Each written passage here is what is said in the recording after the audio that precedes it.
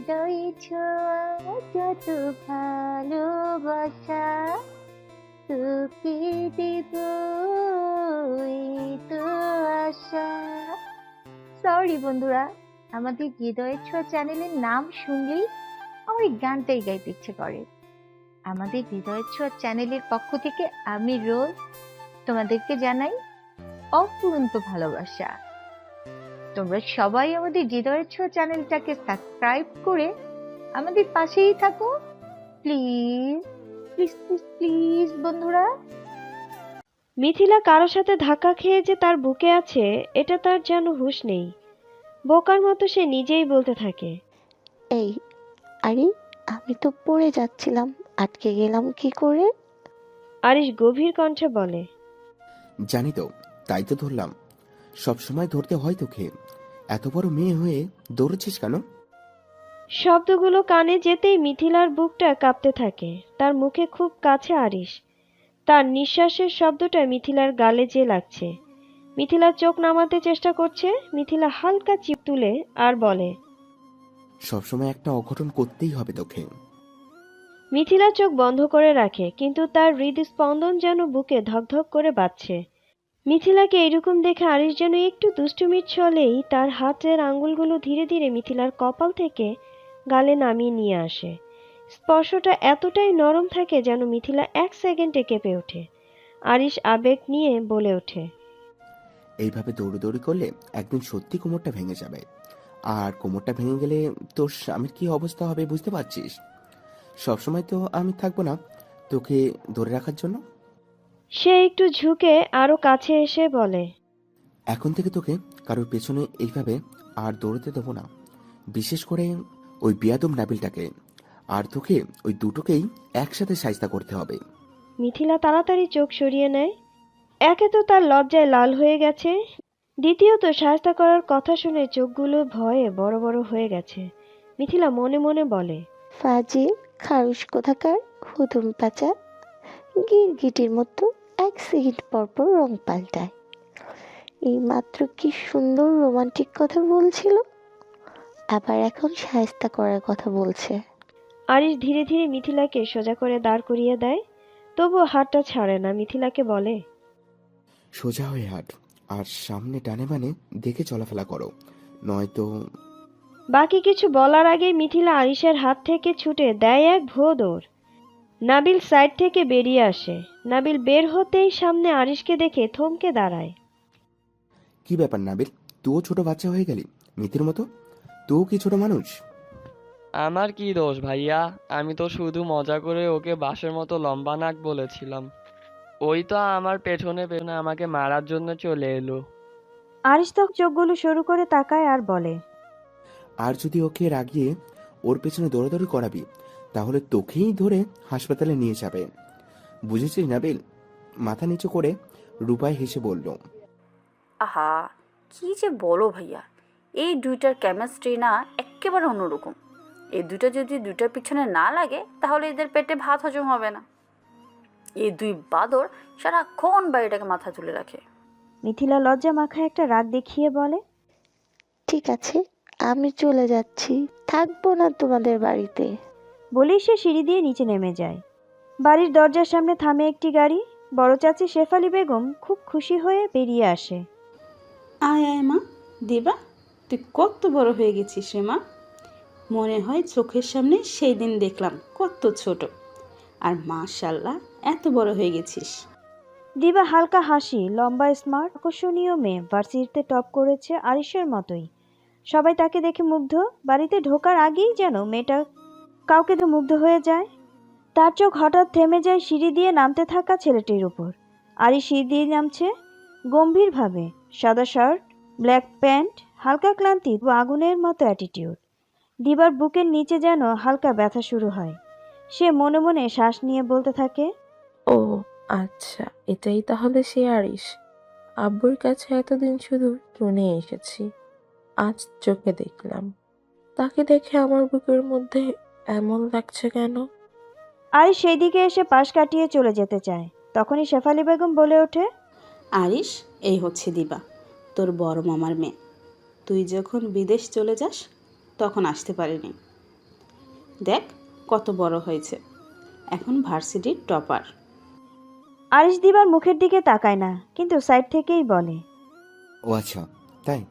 ঠিক আছে, তুমি ভেতরে যাও, রেস্ট নাও, আমি একটু হাসপাতালে যাচ্ছি। কিন্তু সেই কথার মধ্যেই যেন দিবা স্বর্গের সুখ পায়। আরিশের কণ্ঠ যেন তার কাছে মধুর লাগছে। এ বাড়িতে এসেছে 1 সপ্তাহ হয়ে গেছে দিবার, কিন্তু সে একটা জিনিস খুব ভালো করেই খেয়াল করেছে। বাড়িতে যেন একজন মেয়েকেই সবাই খুব বেশি আদর করে। তারা ছোট ছোট আবদার পূরণ করা, তাকে যত্ন করা, ব্যাপারটা যেন দিবার কাছে খুব খারাপ লাগে। সে কাউকে কিছু বলে না, কিন্তু মনে মনে যেন মেয়েটার অতি নারাজ। সে মনে মনে বলে, কেন, এই বাড়িতে তো আরো মেয়ে আছে, কিন্তু এই মেয়েটার প্রতি মনে হয় সবার একটু বেশি আদর। সব কিছুতে এত কেন প্রশ্রয় দিতে হবে মেয়েটাকে? দিবা খেয়াল করে আরিশ আসে যায়, কিন্তু তার সাথে কোনো কথা বলে না। সে বেশ কয়েকবার খেয়াল করেছে আরিশের আর চোখে মিথিলার দিকে তাকায়। তার অনেক কিছু খেয়াল করে। সে মনে মনে বলে ওঠে, কারো দিকে তাকানোর সময় নেই, এই মেয়েটার দিকে ঠিকই খেয়াল করে। আমি কি কম সুন্দর, কম শিক্ষিত? আমার সাথে কথা বলতে তার বাধাটা কোথায়? সেদিন বিকেলে মিথিলা কোচিং শেষ করে রিকশায় বাড়ি ফিরছিল। রাস্তার পাশে একটা নীরব গলি। একটু দূরে দুজন ছেলে একটা মেয়েকে ডিস্টার্ব করছে। তাদের সামনে দিয়ে মেয়েটা হেঁটে যাচ্ছিল। হঠাৎ করেই ছেলে দুটো মেয়েটার ওড়না ধরে টান দেয়। অন্যটা ছাইড়া দেন, এমন কইরেন না ভাই, এরকম কইরেন না, আপনারা প্লিজ আমাকে যাইতে দেন। মেয়েটা কাঁদতে থাকে। মিথিলা রিকশাওয়ালাকে রিকশাটা থামিয়ে দিতে বলে।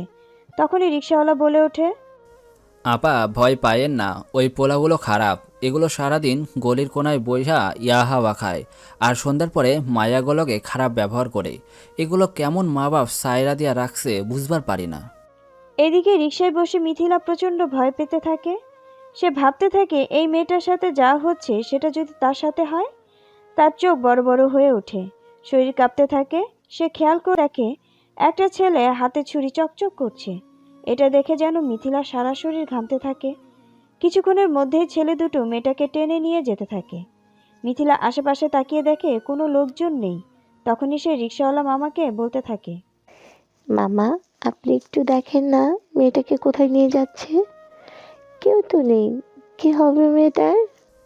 আম্মা ওরা খুব খারাপ পোলাপান, ওগো সাথে লাগতে যায়েন না। ওগো সাথে লাগতে গেলে ওরা মানুষের ক্ষতি কইরা দেয়। ছুরি দেখছেন না, এইডারে মানুষের পেটে ঢুকাইতেও ওগো কষ্ট হইব না, কিন্তু মায়াডার লয়গা খারাপ লাগতাছে। আপনি কোনো চিন্তা করেন না, আমি আপনারে সেফ মতো নিয়ে যাইতাছি। মিথিলা কাঁদতে কাঁদতে কাঁপা কাঁপা গলায় বলে ওঠে, তাহলে মামা ওই মেয়েটাই কি হবে? আম্মা আমি আপনাগো সুন্দর কইরা 5 মিনিটের মধ্যে নামাইয়া দিয়া সামনে থানা আছে, ওইখানে যাইয়া বলতাছি, আপনি ভয় পায়েন না। মিথিলা রিকশা থেকে নেমে ওই দিকে যেতে চায়। আর তখনই রিকশাওয়ালা চিৎকার করে বলে ওঠে, কি করতেছেন আপনি? আম্মা আপনি সামনে যাইয়েন না, এই গলিতে প্রতিদিন এইরকম 2-4টা কাণ্ড করতে থাকে, আপনার বিপদ হইতে পারে। মিথিলার চোখে পানি চলে আসে। সেভাবে এমন ঝামেলাটাই যদি সে নিজে পড়ে তখন কি হবে। তার চোখের মধ্যে মেয়েটাকে টেনে নিয়ে যাওয়ার দৃশ্যটা ভাসতে থাকে। রিকশায় বসে পুরোটা সময় ওই একই কথা ভাবতে থাকে। সে ভয়, শ্বাসকষ্ট, বুক ধড়ফড় নিয়ে বাড়ি ফিরে। রিকশাওয়ালা মামাটা তাকে সেফলি 5 মিনিটের মধ্যে বাড়ির গেটের সামনে নামিয়ে দিয়ে চলে যায়। যেতে যেতে সে বলে যায় সে থানায় যেয়ে রিপোর্ট করবে। মিথিলা বাড়িতে ঢুকতেই সবাই খেয়াল করে তার মুখ ফ্যাকাশে, তার চোখ ভেরা। বড় চাচি মিথিলার দিকে তাকিয়ে বলে ওঠে। মিথিলা যেন মুখ খুলতেই পারে না, শুধু বলে, বড় মা, আমি একটা খারাপ দৃশ্য দেখেছি। ওরা ওরা ওই। কথাটা বলতে বলতেই যেন তার মুখটা হঠাৎ ঘুরে যায়। ধপাস করে সে মেঝেতে পড়ে যায় বেহুশ হয়ে। তখনই বড় চাচি চিৎকার করে ওঠে। উপর থেকে দাদি সহ সবাই নিচে চলে আসে। দাদি চিৎকার করে বলতে থাকে, তাড়াতাড়ি পানি নিয়ে আসো, কি হলো মেয়েটার? মিথিলার মা বিলাপের সুরে বলতে থাকে, মিঠি, মিঠি বাবা চোখ খোল।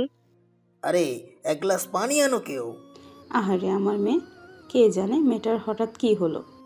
মেঝো চাচি তাড়াতাড়ি পানির গ্লাস নিয়ে আসে। সবাই যেন টেনশনে হুতাশ করতে থাকে। দাদি এগিয়ে এসে বলে, এত হইসই করো না তো, আরিসে ফোন দাও, ও ডাক্তার মানুষ, ও কইতে পারবো মাইয়ার কি হইল। সবাই থমকে যায়। ঠিকই তো, রুবাই দৌড়ে যেয়ে ভাইকে ফোন দেয়। কিছুতেই যেন মেয়েটার জ্ঞান ফিরছে না। সবাই ভাবতে থাকে এভাবে আর বসে থাকা সম্ভব না। তাড়াতাড়ি হসপিটালে নিয়ে যায় মিথিলাকে। হসপিটালে ঢোকার পর নার্সরা স্ট্রেচারে নিয়ে মিথিলাকে কেবিনে নিয়ে আসা হয়। আরিশ একটা মিটিং ছিল, খবর পেতেই যেন সে দৌড়ে চলে আসে। আরিশের চোখে এই প্রথমবারের মতো আতঙ্ক ফুটে ওঠে। সে দূর থেকে উত্তেজিত ও ভারী কণ্ঠে বলে, সাবধানে ধরো, এইভাবে হাত দিও না মাথায়, ব্যথা পাচ্ছে। নার্স চমকে ওঠে। পাশ থেকে একজন নার্স আর একজনকে বলে ওঠে, আরিস স্যারের মতো লোক এভাবে একজন মেয়েকে সাবধানে ধরার কথা বলছে। দিবা দূর থেকে তাকিয়ে থাকে। তার চোখে এক অদ্ভুত কিছু আছে, যেন সবকিছুই পর্যবেক্ষণ করে যাচ্ছে। ওই সময় দরজা ঠেলে ঢুকে এক ডাক্তার, সাদা অ্যাপ্রন, চোখে চশমা পরা। মিথিলার পাশে আরিশের বসে থাকতে দেখে বলে, ডাক্তার আরিস, আপনি কি খুব বেশি চিন্তিত? ওই রোগীটি কি খুব স্পেশাল কেউ নাকি? আরিশ উঠে দাঁড়ায়, মুখে কিছুটা কাঠিন্যতা রেখে বলে, হ্যাঁ, খুব স্পেশাল। প্লিজ হেয়ালি করিস না, চেক আপ কর এক্ষুনি। ডাক্তার ইমন কিছুটা মুচকি হেসে মিথিলার দিকে তাকায়, মুখে একটা বাঁকা হাসি দিয়ে বলে, বুঝলাম, এই হচ্ছে আমাদের ডাক্তার আরিসের মূল্যবান এবং দামি স্পেশাল মানুষ, যার জন্য সে ইম্পর্ট্যান্ট মিটিং ছেড়ে দিয়ে দৌড়ে চলে এসেছে এখানে। ডাক্তার ইমন যখন মিথিলাকে চেক করতে এগিয়ে আসে আর দুহাতে মিথিলার হাত ধরে, তখনই আরিশ দাঁড়িয়ে বলে, সাবধানে, ও যেন ব্যথা না পাই। এই আমাকে কি তো ডাকাত মনে হয়? তাছাড়া তুই কেন ওকে চেক আপ করছিস না? আমাকে কেন বলছিস? মিথিলাকে নিয়ে স্ট্রেচারে ঢুকাতে আরিশের চোখ লাল হয়ে গিয়েছিল। শরীরটা শক্ত, মুখটা গম্ভীর, কিন্তু ভেতরে ভেতরে এমন ভাব যেন মনে হচ্ছিল যেন পৃথিবীটা তার উপরে ভেঙে পড়েছে। আরে রিল্যাক্স, তোর ধৈর্য এত কম কেন? চিন্তা করিস না, আগে আমি প্রেসারটা দেখি। আরিশ রাগে অস্থিরতায় কণ্ঠ কেঁপে ওঠে। ইমন, মজা করিস না। আচ্ছা, তোকে একটা কথা জিজ্ঞেস করি, তুই না ডাক্তার, এত দুশ্চিন্তা কেন? তুই যদি চাস ওর সাথে তোকেও চেক আপ করি। এ কথা শুনেই যেন আরশির মুখের রং একেবারে বদলে গেল। ধপাস করে ইমনের পিঠে একটা থাপ্পড় লাগিয়ে দিল। মজা করিস না, আমি এইভাবে ওকে বেশিক্ষণ দেখতে পাচ্ছি না। ইমন থমকে যায়, কারণ আরিশের কণ্ঠটাই ছিল গায়ে কাটা দেওয়ার মতো। বিশ্বাস কর, আমার শ্বাসটা আটকে আছে, যেন কেউ আমার বুকটা চেপে ধরে রেখেছে। আরে এত চিন্তা করছিস কেন? Relax my dear. আরিশ তখন হাতটা মিথিলার ঠান্ডা হাতে রাখে। তার চোখে ভয়, দুশ্চিন্তা সব মিলে আছে। আরিশ ফিসফিস করে বলে, আমি ভাবতে পারিনি ওকে এমন দুর্বল অবস্থায় দেখতে হবে। মনে হচ্ছে যেন বুকের মধ্যে এক তবুল ঝড় শুরু হয়েছে। ইমন আগের হাসিটা থামিয়ে দিয়ে গম্ভীর হয়ে দাঁড়ায়। আরিশের দিকে তাকিয়ে বলে, তুই সত্যি সত্যি ভয় পাচ্ছিস? আরিশ গম্ভীর একটা নিঃশ্বাস ফেলে বলে, হ্যাঁ, যতই লোকাই, সত্যি তো এটাই। ওর একটু ব্যথা আমার বুকটা ফাঁকা হয়ে যায়, নিজেকে কেমন যেন অসহায় মনে হয়। হিমন, আমি বুঝতে পারিনি ও আমার জন্য এতটাই হয়ে গেছে। মিথিলার কপালে ছিল তখন বিন্দু বিন্দু ঘাম। আরিশ সেই ঘাম মুছতে যে তার হাতটা কেঁপে ওঠে। আরিস, আমি তোকে কখনোই আগে এভাবে এতটা উদ্বিগ্ন হতে দেখিনি। তুই ওর প্রতি অনেকটাই দুর্বল, ও জানে সেটা। আরিশ চোখ বন্ধ করে শুধু বলে, ছোটবেলায় এক ঘটনায় একবার ওর গায়ে হাত তুলেছিলাম, তারপর থেকে ভীষণ ভয় পায় আমাকে। আমি জানি না ওর এই ভয়টা কাটবে কবে কখন। আমি ওর ব্যথা, ভয়, চোখের পানি কখনোই দেখতে পারবো না। এটাই তো সমস্যা মেরে ভাই। তাহলে কি তুই একতরফা ভালোবাসায় ভুগছিস? তোর মনের ফিলিংস, তোর মনের দুর্বলতা সব কিছুই জানাতে তো হবে মেয়েটাকে, তাই না? তুই জানিস না, ওর চোখে এক ফোঁটা অস্ত্র আমার শরীরে আগুন জ্বালিয়ে দেয়। আমি চাই না ও আমাকে ভয় পাক। তুই ওর পাশে থাক, হয়তো বা এখন ওর তোকেই বেশি দরকার। আর ভয় নেই, কিছুক্ষণের মধ্যে জ্ঞান ফিরে আসবে। মনে হচ্ছে কোনো কিছুতে ভয়ে প্যানিক অ্যাটাক হয়েছে ওর। হাসপাতালের সাদা আলো যেন চোখে ধাঁধা লাগিয়ে দিয়েছে মিথিলার। চোখ ধীরে ধীরে খুলে, কপালে কারো হাত, গরম কাপা উদ্বিগ্ন স্পর্শ। পানি, আমি একটু পানি খাবো। আরিশ ফুঁসিয়ে উঠল ভেতরে ভেতরে, কিন্তু মুখে তার আগের মতোই গম্ভীর কঠিন মুখোশ। 1 মিনিট, আমি দিচ্ছি। পানির গ্লাসটা ধরে সে মিথিলার ঠোঁটে স্পর্শ করা। এভাবে কেউ তাকে এত যত্ন নিয়ে পানি খাওয়াচ্ছে? মিথিলা ধীরে ধীরে উঠে বসতে চায়, তখনই আরিশ তার 2 বাহু ধরে ধীরে ধীরে উঠে বসতে সাহায্য করে। মিথিলা তাকাতে চেয়েও যেন তাকাতে পারছে না লজ্জায়। ধীরে শ্বাস নে। ঠিক আছে এখন? কি এমন হয়েছিল তোর? আমি ঠিক আছি আরিশ ভাইয়া, ভয় পেয়েছিলাম শুধু। এরই মধ্যে দাদি এবং বাড়ির বাকি সবাই চলে আসে ওখানে। বড় চাচি বলতে থাকে, কেমন লাগছে রে মা এখন? কি হয়েছে তোর? হঠাৎ জ্ঞান হারালি কেন? বড় মা, প্রচণ্ড ভয় পেয়েছিলাম আমি। ভয়? আর তুই এত সাহসী মেয়ে ভয় পেলি কি করে? একটার পর একটা প্রশ্ন যেন মিথিলার শরীরে আবারও দুলিয়ে ওঠে। তখনই সে মাথায় হাত দিয়ে কিছুটা নড়তেই দাদি লাঠি ঠুকে ঠুকে বলে, মাত্র মেয়েটার জ্ঞান ফিরছে, তোমাগো কথার শেষ নাই। চলো বাইরে চলো, এইখানে তো আর আমাগো আরিস আসি। বাড়িতে যাওয়ার পর পুরোটাই শোনা যাইব। আজকের দিনটা হাসপাতালে থাকুক। এতটুকুন মেয়েটা বলতেছে না ভয় পাইছে, বাকিটা পরে শোনান যাইব না। তখনই মিথিলার মা বাবা বলে ওঠে, বড় আপা, আপনি সবাইকে নিয়ে চলে যান বাড়িতে। আমি আর মিথির আব্বু থাকি এখানেই। আমার রাত্রেবেলা ওষুধ দিতে হবে, তার এখন এখানে থাকাটাই ঠিক না। তোমরা সবাই বাড়িতে যাও, আমি মিথিলার সাথে থাকি। তোমাদের সবাই শরীর ক্লান্ত, আমি মিথিলার পাশে থাকতে পারবো। এইখানে এখনো কারো থাকতে হইব না। মিথিরের দেখভাল করার জন্য আরিস আছে হাসপাতালে, আর কারও লাগবো না এইখানে। সবাই এখন বাড়িতে চলো তো। দাদির কথা শুনে 1 সেকেন্ডের জন্য আরিশের চোখ থমকে যায় মিথিলার দিকে। সবাই যেন স্বস্তির নিঃশ্বাস ফেলে। শুধু একজনের মুখই ফ্যাকাশে হয়ে যায়। সবাই ক্লান্ত অস্থির ছিল, কিন্তু দাদির কথায় তারা ধীরে ধীরে রওনা দেয়। মিথিলার মায়ের চোখ ভিজেছিল, বাবা বারবার পিছনে ফিরে তাকাচ্ছিল। হসপিটালের কেবিনের দরজা বন্ধ হওয়ার পর ঘরটা নিস্তব্ধ হয়ে গেল। আরিশ তার ফোনটা বন্ধ করে দিল। হাসপাতালের কল, ডিউটি, সার্জারি সব কিছু বাদ আজ।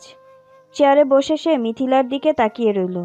কিছুক্ষণের মধ্যে মিথিলা আবার ঘুমিয়ে পড়ল, কিন্তু তার মুখটা ফ্যাকাশে হয়ে আছে, চোখের পাশে ভয়ের ছাপ। আরিশ ধীরে ধীরে কাছে গিয়ে ফিসফিস করে বলল, এইভাবে ভয় পাস না, তোর এই মুখটা আমি সহ্য করতে পারছি না। মিথিলার চুলের গোছা কয়েকটা কপালে এসে পড়েছিল। আরিশ হাত বাড়িয়ে সেগুলোকে সরিয়ে দিল। তার হাত থেমে গেল মিথিলার মাথায়। কেমন যেন এক অচেনা নীরবতা তাকে গ্রাস করলো। এই ছোট্ট মেয়েটা আমার ভেতরটাকে এইভাবে কেন বারবার নাড়িয়ে দেয়? এটা কেমন অনুভূতি হচ্ছে? এদিকে হসপিটালের ইন্টার্নশিপ শেষ করে বের হওয়ার পর টিনা খেয়াল করলো 2টি নার্স বলাবলি করছে। ডক্টর আরিশ নাকি পুরো 7 দিন ওই কেবিনেই থাকছে। আজকে উনি সব কিছু বাদ দিয়ে দিয়েছে। নিশ্চয়ই ওই রোগী মেয়েটা স্যারের খুব স্পেশাল কেউ। স্যারকে কখনোই এরকম করতে দেখি নাই কারোর জন্য। তাছাড়া স্যার যে ধরনের রাগী মানুষ, আজ যেন কেমন নরম হয়ে গেছে। কথাটা শোনা মাত্রই টিনা ওই কেবিনের দিকে হাঁটা ধরল। জানালার সামনে এসে সে রুমের ভেতরটা খেয়াল করতেই তার নিঃশ্বাসটা যেন আটকে আসলো। ভেতরে আরিশ মিথিলার মাথায় হাত বুলিয়ে দিচ্ছে। কোনো শব্দ নেই, শুধু নিঃশ্বাস, ভালোবাসার স্পর্শ। টিনার মনে হলো তার বুকের ভেতরে যেন কিছু একটা ভাঙচুর হচ্ছে, তার ভেতরে ভেঙে চুরে যাচ্ছে। টিনা মনে মনে বলতে থাকে, কে এই মেয়ে যাকে এত সুন্দর করে যত্ন করছে ডাক্তার আরিশ? টিনার চোখে ভয় আর অভিমান, হিংসা সব যেন মিশিয়ে গেল। এদিকে রুমের ভেতরে আরিশ মিথিলার মুখের দিকে তাকিয়ে ফিসফিস করে বলতে থাকে, তোকে ভয় পেলে মানে না মিথি, তোর মুখটাকে এরকম ফ্যাকাশে দেখলে আমার নিজের নিঃশ্বাস নিতে কষ্ট হয়। তাড়াতাড়ি ঠিক হয়ে যা না। তারপর সে নিজেই একটু হাসলো নিজের উপর। তারপর সে মনে মনে বলতে থাকে, আমি কি পাগল হয়ে যাচ্ছি? তোর জন্য এত টেনশন হয় কেন আমার? তার কণ্ঠে ছিল অদ্ভুত এক কোমলতা। সে মিথিলার হাতটা নিজের আঙ্গুলের ডগায় ছুঁয়ে দিয়ে বলল, তোর কোনো ভয় নেই, আমি আছি সারাক্ষণ তোর পাশে ছায়া হয়ে। হসপিটালের কেবিনে সকালের আলো ফুটতেই মিথিলা ধীরে ধীরে চোখ খুলল। ঘুম ভাঙতেই বুঝতে পারল তার হাতটা কেউ শক্ত করে আঁকড়ে ধরে আছে। মাথা ঘুরিয়ে দেখলো আরিশ চেয়ারে ঘুমিয়ে আছে, তার হাতটা শক্ত করে ধরে রেখেছে। মিথিলা হতবাক। এভাবে আরিশ ভাইয়া সারা রাত ঘুমিয়েছিল, তাও আবার আমার জন্য। তার মুখে হালকা লজ্জা আর কৃতজ্ঞতা, আর কিছু অদ্ভুত অনুভূতি শুরু হয়। মিথিলা ধীরে ধীরে তার হাতটা টেনে সরাতে যাচ্ছিল, আর তখনই আরিশের ঘুম ভেঙে যায়। আরিশ ধীরে ধীরে চোখ খুলে প্রথমেই মিথিলাকে দেখে তার চোখে কেমন যেন এক স্বস্তির ছায়া। জেগে গেছিস? কেমন লাগছে এখন শরীর? মাথা ঘোরাচ্ছে? না, ঠিক আছি আমি এখন। খানিক পরে কেবিনে আসে টিনা। আরিশের দিকে তাকিয়ে বলে, গুড মর্নিং স্যার। আপনি কি সারা রাতই কেবিনে ছিলেন? আরিশের গম্ভীর মুখ, চোখে একটু ক্লান্তি নেই। হ্যাঁ, এই রুগীর দায়িত্বে ছিলাম। টিনা বুঝলো কথাটা শুধু রাগে না, আরো কিছু লুকানো আছে তার চোখে। টিনা তাকায় মিথিলার দিকে, এলোমেলো চুল, চোখে ঘুম, মুখে এক অদ্ভুত মায়া। টিনার ভেতরটা কেঁপে ওঠে। টিনা মুচকি হেসে বলে, জি স্যার, কাল থেকে খেয়াল করছি আপনি বেশ যত্ন করছেন এই রোগীর। টিনার কথা শুনে মিথিলা একটু লজ্জা পায়। সে চোখটা অন্যদিকে সরিয়ে আনে। আর আরিশ কড়া গলায় বলে, আপনি মনে হচ্ছে একটু বেশি খেয়াল করছেন মিস টেনা। টিনা মুহূর্তে স্তব্ধ হয়ে যায়। তখনই রুমে প্রবেশ করে দাদি, শেফালি বেগম আর দিবা। কি গো ডাক্তার, সারা রাত জায়গা ছিল মনে হইতেছে, চোখ মুখ দেখে মনে হচ্ছে ঘুমাও নাই, মনে হয় একটুও। কি বলো দাদি, এরকম ভয় পাওয়ার রুগী রেখে কি ঘুমানো যায়? কখন আবার কি দেখে ভয় পেয়ে যায়। আরিশ ভাইয়া মনে হয় ভালোই কেয়ার করছে মিথিলার।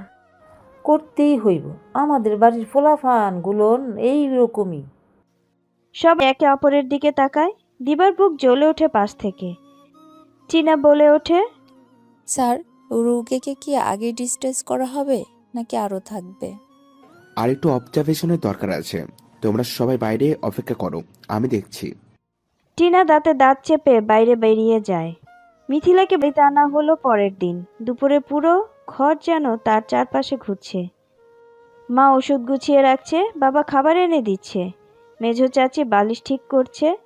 মিথিলার শরীরটা তখনও দুর্বল, সবাই পাশে বসে আছে। আস্তে আস্তে মেঝো চাচি জিজ্ঞেস করে, বলতো মিথি, কি এমন হয়েছিল কাল যে একেবারে ভয় পেয়ে অজ্ঞান হয়ে হসপিটালে চলে গেলি? মিথিলা আস্তে করে বলতে থাকে, ফেরার পথে একটা মেয়ে হঠাৎ রাস্তা দিয়ে যাচ্ছিল, আর তখনই গলির মাথায় দুইটা ছেলে মেয়েটার ওড়না টেনে ধরে। তারপর ধীরে ধীরে মেয়েটাকে টানতে টানতে ওদের সাথে নিয়ে যায়। মেয়েটার খুব আকুতি মিনতি করছিল, তো তবুও ছেলেগুলো ছাড়লো না। রিকশাওয়ালা মামা বলল আমাকে নামিয়ে দিয়ে থানায় খবর দিবে, কিন্তু আমার মাথা থেকে ওই ঘটনা সরছিলই না। আমি খুব ভয় পাচ্ছিলাম, তাই তো।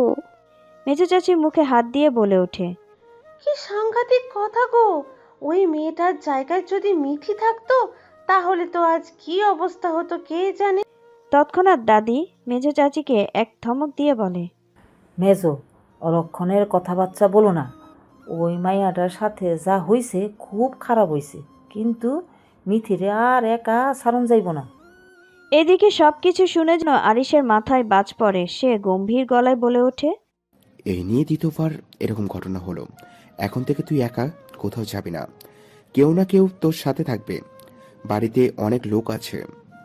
সবার উদ্দেশ্য করে আরিশ বলে ওঠে, আমাকে ছাড়া কেউ ওকে এক মুহূর্তের জন্য একা ছাড়বে না, বলে দিলাম সবাইকে। কথাটা শুনে যেন সবাই থমকে আরিশের মুখের দিকে তাকায়, কিন্তু সবাই নিঃশব্দে মাথা নেড়ে সম্মতি জানায়। পাশের রুমে দরজায় দাঁড়িয়ে সবগুলো কথা শুনছিল দিবা। মিথিলার জন্য পুরো বাড়ি যেভাবে অস্থির হয়ে উঠেছে, আর যেভাবে তার জন্য করা আদেশ দিচ্ছে, এসব দেখে তার কাছে ভেতরে আগুন জ্বলছে। আরিশ মিথিলার দিকে তাকিয়ে বলে, আজ থেকে একা একা বাইরে যাওয়া বন্ধ তোর। কলেজ, মার্কেট, ছাদ, রাস্তা, যেখানেই যাবি কেউ না কেউ তোর সাথে থাকবে। বাড়ি, এইটা কেমন কথা? আমি ছোট বাচ্চা নাকি? আরিশ চোখ লাল করে মিথিলার দিকে তাকিয়ে বলে, তুই তোকে বুড়ো মনে করিস নাকি? তুই তো বাচ্চা থেকেও বাচ্চা। যদি তাই না হতি এইভাবে ভয় পেয়ে অজ্ঞান হয়ে যেতি নাকি?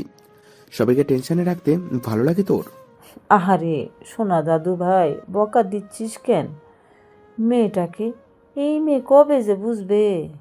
এসব দেখে যেন দিবার চোখের দৃষ্টি আরো অন্ধকার হয়ে ওঠে। সে নিজের রুমে যেয়ে দরজা বন্ধ করে দেয়। এরা সবাই এই মেয়েটাকে নিয়ে পড়ে থাকে, কি আছে এই মেয়েটার মধ্যে?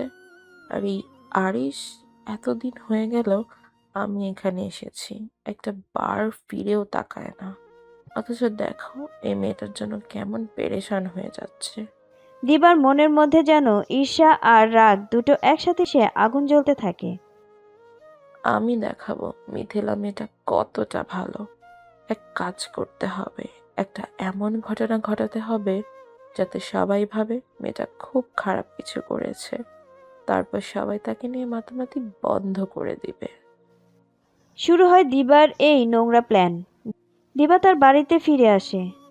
বাড়িতে ফিরে এসে তার বাবা মার কাছে যায় এবং তার মা বাবাকে বলে, মা আর বাবা, শোনো, আমি সিদ্ধান্ত নিয়েছি আমি বিয়ে করব। বাবা মা তো প্রথমে অবাক হয়, পরে খুব খুশি। ঠিক আছে, তাহলে আমরা তোমার জন্য ছেলে দেখি। কিন্তু দিবা তার বাবার মুখের দিকে তাকিয়ে বলে, বাবা, আমি তোমাদের আদরের মেয়ে, আমার আবদার অবশ্যই তোমরা পূরণ করবে। তোর কি কোনো পছন্দ আছে? আমার আরিশ ভাইয়াকে খুব ভালো লেগেছে। শিক্ষিত, ভদ্র, স্মার্ট এবং নামকরা একজন ডাক্তার। আমি তাকে বিয়ে করতে চাই। এ কথা শুনে দিবার বাবা মা দুজনেই খুব খুশি হয়, কারণ ছেলে তো পছন্দ করার মতোই। দিবা দুজনের মুখের দিকে তাকিয়ে বলে ওঠে, কিন্তু একটা সমস্যা আছে। সমস্যা আছে মানে? কিছুই সমস্যা? ওর জীবনে একটা মেয়ে অনেকখানি জায়গা দখল করে আছে, সেই মেয়েটাকে সরাতে হবে। দিবার বাবা একটু রাগী গলায় বলে, কি বলতে চাইছো তুমি? আমি চাই ওই মেয়েটা এমন অবস্থা হোক যাতে আরিশ ওকে ঘৃণা করে। তাছাড়া ওই মেয়েটা আরিশের যোগ্যই না। তার বাবা মা থমকে যায়, কিন্তু দিবার জেদটা এতটাই বেশি যে তার বাধা দিতে যে হেরে যায়। দিবা মনে মনে বলে ওঠে, আরিশ, তোমার চোখে শুধু ওই মেয়েটাকে দেখেছি। মিথিলা, মিথিলা, অসহ্য। এবার তো তুই শেষ, মিথিলা। গভীর রাত, বাড়ির সবাই ঘুমিয়ে পড়েছে। আরিশ নিঃশব্দে দরজা খুলে ঢুকে মিথিলার রুমে। ঘরময় মৃদু আলো, মিথিলার ঘুমন্ত মুখটা ফ্যাকাশে, হাতে স্যালাইনের ইঞ্জেকশন দেওয়ার জায়গাটা একটা ব্যান্ডেজ। আরিশ কাছে এসে দাঁড়াতেই নিজের ভেতরটা কেঁপে ওঠে। সে মনে মনে নিচু স্বরে বলে, এইভাবে তোকে দেখতে ভালো লাগে না। আমার জীবনে কেন এইভাবে চলে এলি তুই? তোর জন্য বুকের এই জায়গাটায় এত ব্যথা হয় কেন? সে ধীরে ধীরে মিথিলার কপালে হাত রাখে, আঙুল স্পর্শ করে গালে। মিথিলার ভ্রুটা কিছুটা নড়ে ওঠে, কিন্তু সে জেগে যায় না। ঝড়ের মতো আমার জীবনে চলে এসে এখন আবার আমাকে এত টেনশনে কেন রাখছিস? কেন কেন তোকে নিয়ে এতটা ভয় পাচ্ছি? সে মিথিলার পাশে বসে তার চুল ঠিক করে দেয়। একটু পরে তার হাতটা এগিয়ে যায় মিথিলার ঠোঁটের কাছে। হাতের স্পর্শ ছোঁয়াতেই মিথিলার শরীরটা কেঁপে ওঠে। সে দ্রুত হাতটা সরিয়ে নেয়, মনে মনে নিজেকে বলে, পাগলামি করিস না আরিশ। ও তো জানেই না তুই ওকে এতটা ভালোবাসিস। এইভাবে এত রাতে তোকে ওর পাশে দেখে যদি তোকে আবার ভয় পায়, তোকে ভুল বোঝে। কিন্তু তবুও যেন সে মিথিলার হাত দুটো নিজের দু হাত দিয়ে ধরে রাখে। এক মুহূর্তের জন্য চোখটা বন্ধ করে রাখে। মিথিলার ঘুমের ঘোরে একটু নড়ে ওঠে। আরিশ সাথে সাথে হাত ছেড়ে দিয়ে উঠে দাঁড়ায়, যাওয়ার পথে পাশ ফিরে তাকায় আর মনে মনে বলে, কি করে বোঝাবো তোকে আমি আমার এই ভালোবাসা? কবে বুঝবি তুই? তারপর ধীরে ধীরে রুম থেকে বের হতেই সামনে দাঁড়িয়ে দাদি। আরিশ দাদিকে দেখে চলে যেতে নিলে পেছন থেকে দাদি বলে ওঠে, ডাক্তার, মনের মধ্যে সব কিছু লুকায় রাখা ঠিক না। মাঝে মাঝে কিছু জিনিস প্রকাশ করতে হয়। সব কিছু এমনি এমনি হইয়া যায় না। আরিশ 2 পা হেঁটে দাদির কাছে এসে দাদির মুখের দিকে তাকিয়ে থাকে। এমন যেন না হইয়া যায় যে প্রকাশ করার আগেই পাখি হারাইয়া যায়। দাদু ভাই, মনের মধ্যে যেটা আছে সেটা প্রকাশ কইরা ফেলাও। দাদি, আমার ভয় হয় যদি ব্যাপারটাকে ও অন্যভাবে নেয়।